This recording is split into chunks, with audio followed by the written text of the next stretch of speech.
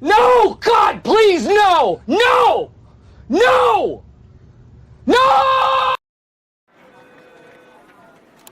Don't have an ordinary Monday.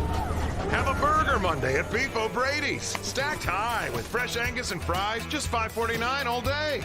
Bradys Burger Mondays. Nobody outbeefs beefs.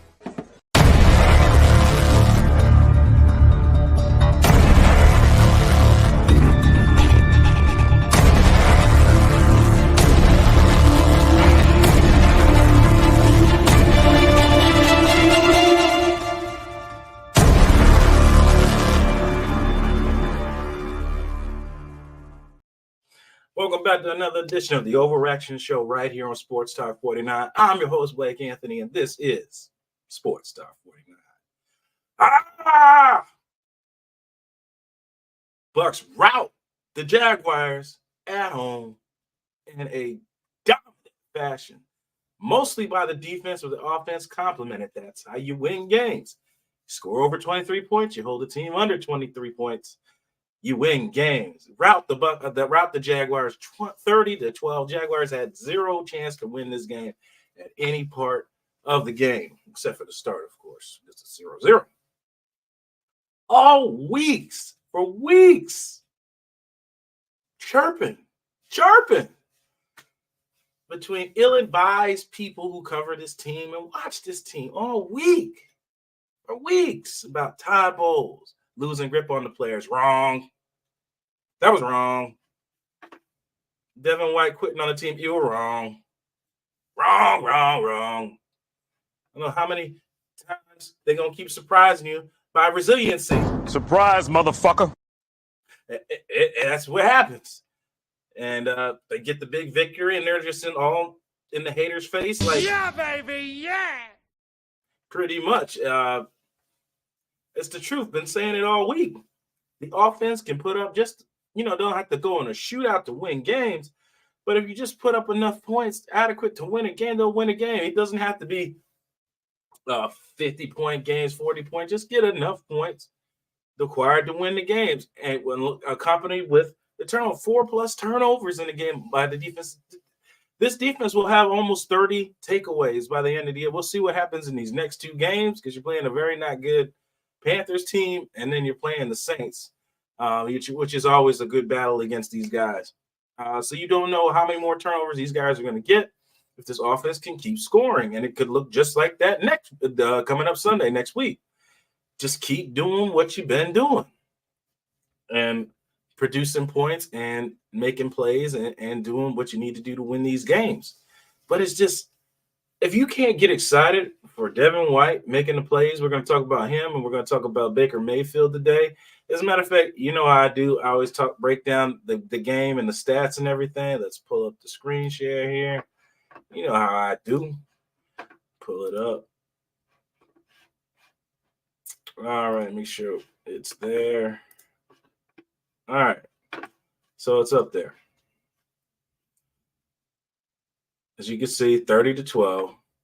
Trevor Lawrence, 17 for 29. C.J. Beathard, 11 for 15. They beat up Trevor so bad. To be honest, I think he was still concussed. And then the shoulder injury. So it's just, that's just what it is. They were just resilient all game long. The Bucs had 4 sacks in the game. But the big story, Baker, only 9 completions, 26 for 35. 2 TD passes. Rashad White didn't have a huge game. They didn't really need to out of the running game this week. Bucs defense again. It's 37 yards rushing. 37 yards rushing from your opponent. So under 300 yards of total offense in this game for the Jaguars. Bucs have 70 total rushing.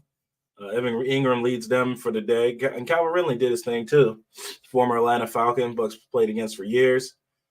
Mike Evans, of course, 7 for 86. Godwin, 6 for 78. Crazy how you get the 2 stars on your team, the ball, you're scoring and winning points. Mike with 2 TDs. The stuff I said all year that the problem with the season is going, you're not getting it to the people who need to get it. Yaya and Antoine Winfield have a fumble recovery. Alua Khan leads tackles for the Jags. Levante David, 8 solo. 8 total tackles, 1 sack, 1 QB hit. Izzian playing well again. Yaya, big story, 1.5, 2 sacks in this game and a fumble recovery and a great stop. You know you're going to get a my perspective. Jamel Dean played. Carlton Davis went out with an injury. Devin White had a sack and an interception. We'll talk about that. Anton Winfield, sack and an interception. No, not interception. Yeah, he had a sack. So yeah, these the constant stars on this team just keep on producing week in and week out, and it's just crazy. If you can't get excited for that, then I don't know what you are. I don't know what you're doing. You're here just to be miserable. You're here to find everything, because every time this team does something positive, somebody somewhere has something negative to say.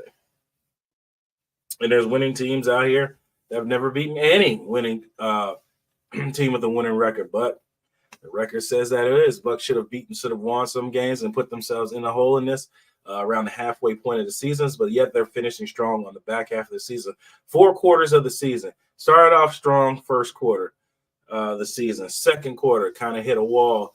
Third quarter kind of hit a wall at the beginning. End of the third to the fourth quarter, pulling in stride with your offense. This is the reason why you love the game of football, because you can have these things like this, these pendulum swings all year. You just stay the course, work on the small things that you're getting wrong, and do all the things that you do right. Great. That's what they're finding out. They found their identity. I've told you all year, Canales' play calling has been really good. The execution of the offense from your quarterback just hasn't been good. And like I said, you guys take it as criticism, just saying he's like, no, he's just not hitting the right guys for whatever there's some type of miscommunication. That's what the problem was. And now they've fixed that. Now you're hitting the guys that I've shown you for weeks were wide open. But you took it as, I'm taking a shot at them. I'm just showing you that there's plays to be made. They're just not being made. That's the point. You guys need to stop being so damn butthurt when somebody tries to educate you on something, because clearly you don't know everything. Just like you don't know everything on Devin White's situation. As said last week, you're going to look stupid doing all that talking for the man to come out and play next week. Came out and played next week and played excellent. He didn't play when he felt like it. He wasn't healthy. You said he looked like people look like he didn't look like himself, probably because he was hurt. If his foot, you can't push off of your foot and drive downfield and make plays if you need to, if your foot is hurting. You know that if anybody's had any type of leg injury, you need your leg to run. Should he have played, or should he took himself out and made a switch earlier? Probably should have, but you're young and you think you can run through a wall. You're learning. Let the younger guy play. It's funny how the perspective of the situation changed. He could have stayed playing hurt and hurt the team, but him and Bowles agreed, hey, I think I should play out. Let KJ Britt play. Or Bowles said, are you that hurt? You think you should let KJ Britt play? I don't know how that conversation went, but there was no sore on either side. And for people to say Bowles doesn't have control of the team, he communicates with these guys because he doesn't do it the way you want him to do it.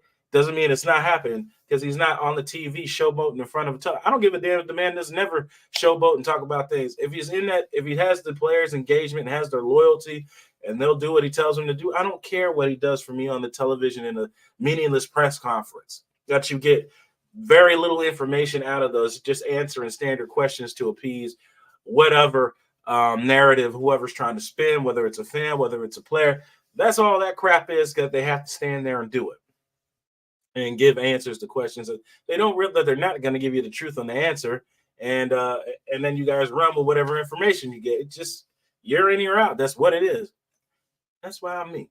I go to the sources of the players and coaches and get information. You guys speculate, or the people or some folks speculate. That's just, what it is. Be that as it may, they're 8-7 and whole soul first place in the NFC South. Win and they're in. They needed 2 out of the 3. They've won 1 already, so you got to get 1 out of the next 2 and you're in. And if they win both, they could possibly be in third place. It's just so crazy that all this crap talking all year long just to have this kind of end of the season. But I don't see the same amount of energy put into the negativity that was said all for 5 weeks that you do when they're progressing. So at least to tell me that you have a different reason of why you watch this team. And I'll let everybody else speculate whatever that means. You clearly have a different reason of why, because if you can't get excited for this type of progression with the team, it kind of reminds me of the Bucs in the Super Bowl year. They said the offense couldn't click. They couldn't get it together right away.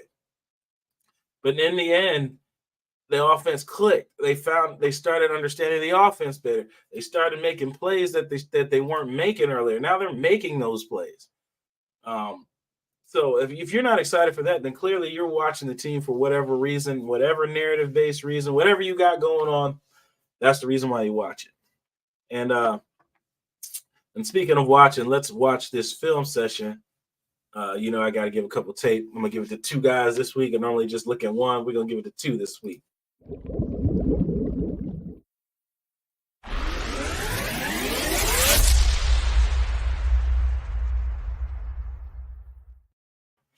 So yeah, first and foremost, let's check out Devin White's big play this week.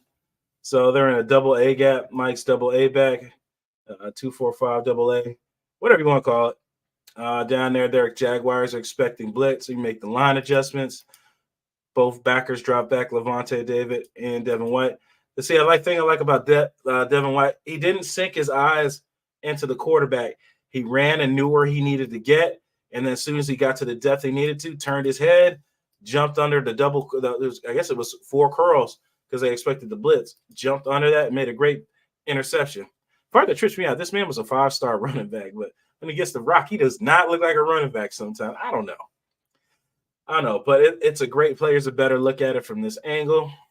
You see they're making line adjustments. I like it. He takes off beelines to where he's supposed to be and then makes a great interception. Been working on the jugs machine this week, big fella. But it's just one of the great plays that he made in this game. And it's just small plays. You can make splash plays, little plays to help your team. And that was early in the game where the Bucs normally were giving up turnovers early in the game. And they turned around and got an early turnover, which helped their offense in the end make a great play. So let's look at the other one. Baker Mayfield. Now here's the one where Jenna Lane, I don't know. Sometimes these people sit in front of these players and you have absolutely nothing to say, but it's not Mike Allstott-esque at all. It's just Baker Mayfield making a play. If they're in man coverage, Baker Mayfield scrambles out of pocket. Clearly his legs feeling better and lowers his shoulder. So now with that, I don't want to see that coming into the playoffs and to the further in the end of the season because I don't want your shoulder to get hurt. That's kind of what your demise was out in Cleveland. Protect your body, dude. Just protect your body. You need you for the playoffs. The team needs you for the playoffs. They don't need you banged up and getting a partial you can't make the plays you need to make, and then you become a statue in the pocket. But let's break down this a little even further, the part I liked. Baker's making these reads now. It's crazy. That's why I show you those things early so you can see the difference coming later on in the season.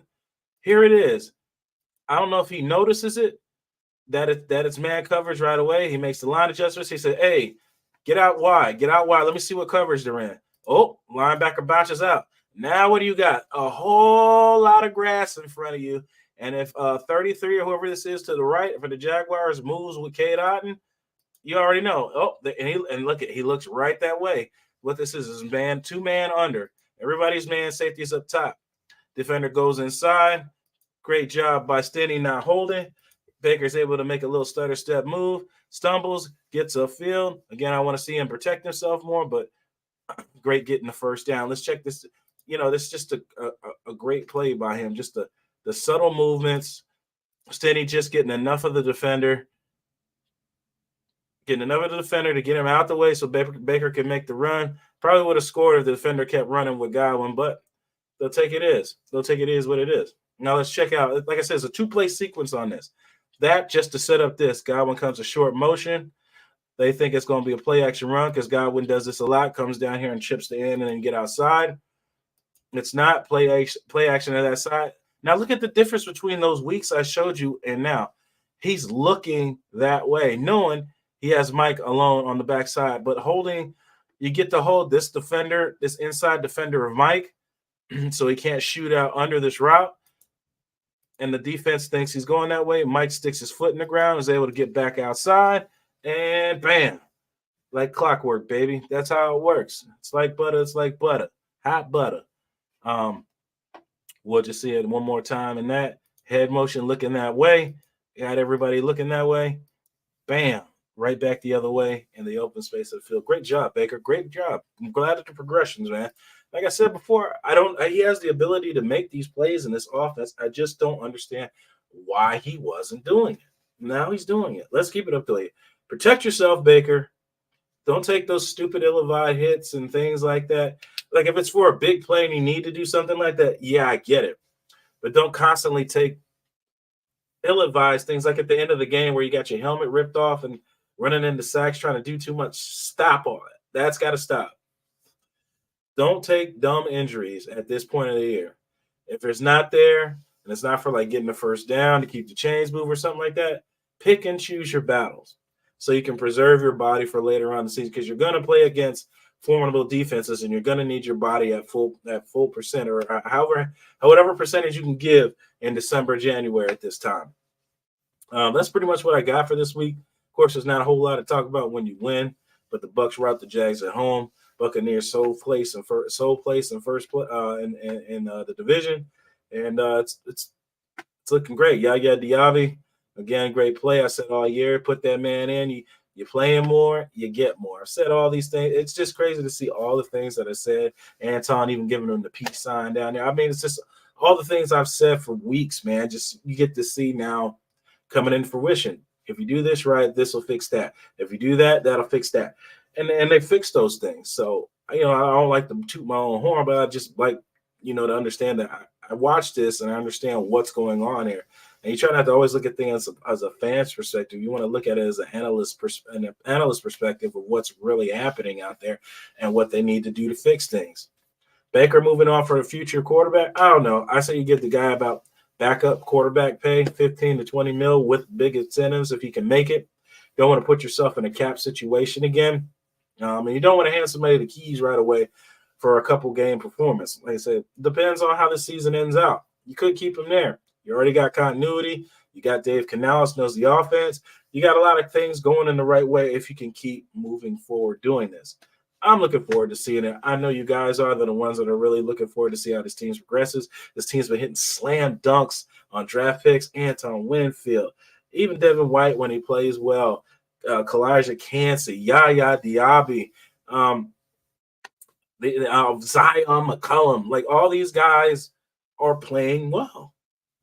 They're playing well, and they're all draft picks. Not spending big money on free agents like they used to. But you're homegrown in your own guys, and I've said that years past. You're starting to start a system where you're elevating your guys that you're drafting and putting them in a successful situation. And those are the things that people don't want to look at Todd Bowles for. If you only want to say for the Jets, then you have a narrative. You clearly have a narrative, because since he's been head coach of this Tampa Bay football team, he's on track to go in the playoffs twice. I don't care what you say about anything else. He's about to go in the playoffs twice. We haven't had a head coach. Tampa Bay hasn't had a head coach to do that in a very long time. To keep going to playoffs, post Bruce Arians. And then you go from Bruce Arians going to the playoffs. Then you go to Todd Bowles going to the playoffs. So you switch head coaches and you're going to go to the playoffs, 4 straight times, I believe. Yeah, they didn't go the first year with Arians. So it was the last 2 or whatever situation. Yeah, it was 2 with 2 years of Brady with Arians. And then year 3 was with Bowles. Yeah, but you made the playoffs. So, yeah, it'll be 4 straight years of going to the playoffs, which hasn't happened in forever in Tampa Bay history. But you want the man fired. They lost the time. When? Who's telling you that?